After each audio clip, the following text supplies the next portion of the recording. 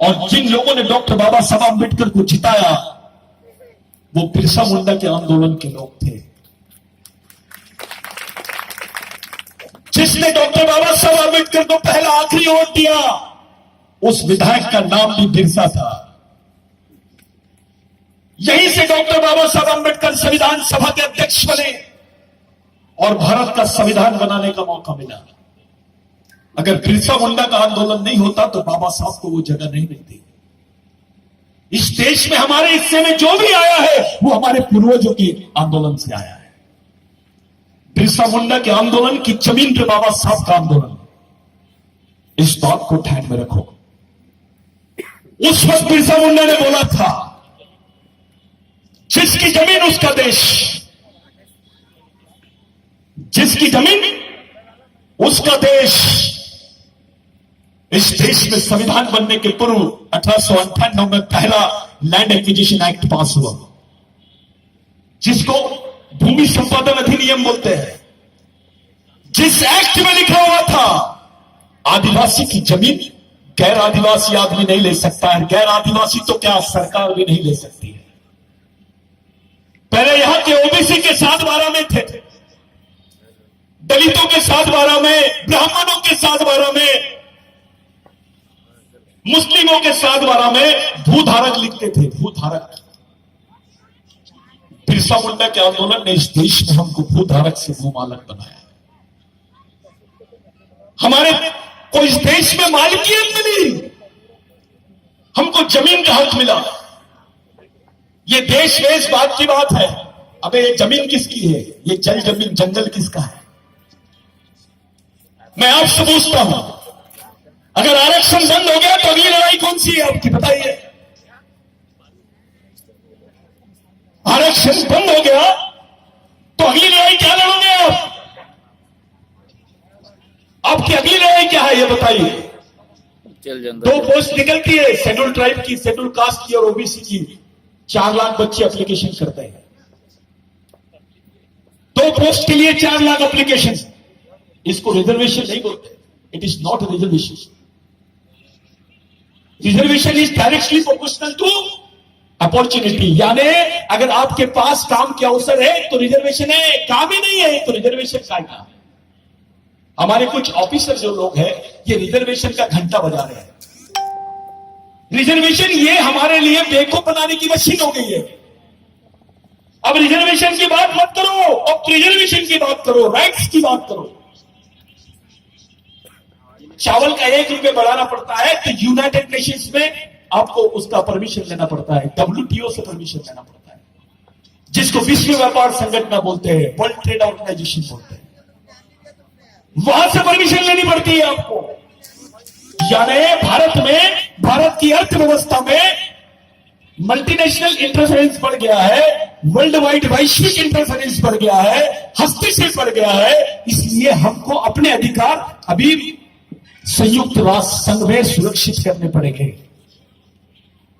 जैसे भारत का संविधान है, अभी विश्व का एक संविधान बनने वाला है। There will be global constitution in some days. जब ग्लोबल कॉन्स्टिट्यूशन बनेगा तब क्या करोगे आप? अपने बच्चों को क्या बताओगे आप? आपका बुद्ध होना इस देश का मूल निवासी होना नहीं है।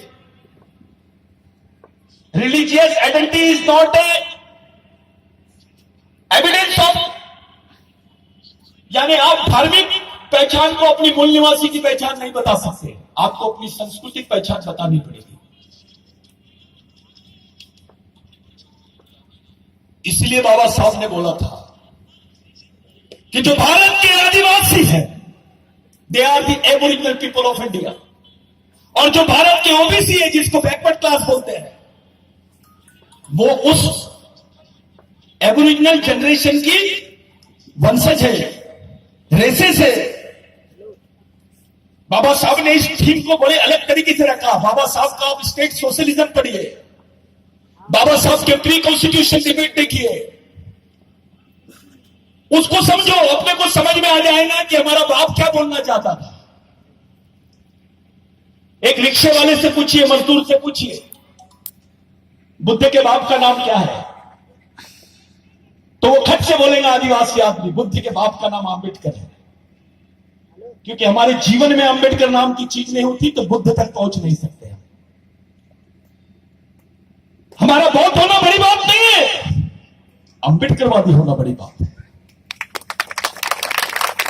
अरे बुद्ध को तो सब लोग जानते हैं, साक्यगण का आदमी था, राजघराने का आदमी था, इसलिए ब्राह्मण लोग भी बुद्धिज्म ले लिए। अंबेडकरिज्म लेना अभी समझ में आएगा, क्योंकि अंबेडकरिज्म इसलिए नहीं लेते क्योंकि बाबा साहब की जात आड़ में आ जाती है। इसमें सबसे ज्यादा अपने पढ़े लिखे लोग भी शामिल हैं। पढ़ा लिखा आदमी समाज का गद्दार आदमी है, सरदार ही गद्दार है। जिसने 5 साल के लिए हमारा आरक्षण लिया, ऐसे विधायक को बोलने के बजाय जिसने जिंदगी भर के लिए हमारा आरक्षण लिया उसको पहले बोलो। तो जितना विधायक जवाबदार नहीं है उतना समाज का कर्मचारी, अधिकारी, शिक्षक, विद्यार्थी ये जवाबदार है। हम लोग सोचते हैं पूरे 70 साल का आप सिनेरियो देखो, दलित, आदिवासी और ओबीसी के रिजर्वेशन का, पॉलिटिकल रिजर्वेशन का फायदा कांग्रेस ने उठाया है, बीजेपी ने उठाया है। आरक्षण का फायदा इनको मिला है, पार्टियों को मिला है, समाज को नहीं मिला। हम पार्टी में भी रहते हैं तो समाज को भूल के रहते हैं। ये जो मीटिंग है, ये जो सभा आप लोगों ने इंपॉर्टेंट सभा रखी है, इतने ही काफी है पूरे बैतूल को निपटाने के लिए।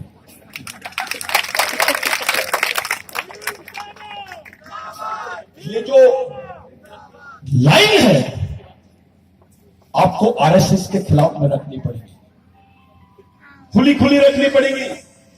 दबे स्वरों में नहीं होना। दबे स्वरों में करना रहता तो बाबा साहब खुलेआम नहीं आता, बिरसा मुंडा खुलेआम नहीं आता, टंट्या भील खुलेआम नहीं आता। उसने अपने आप को, अपनी जात को, अपने समाज को और अपनी मांग को और अपनी विचारों को कभी छुपाया नहीं। ये तो लेडीज छुपाती है, ये गुण सही नहीं है।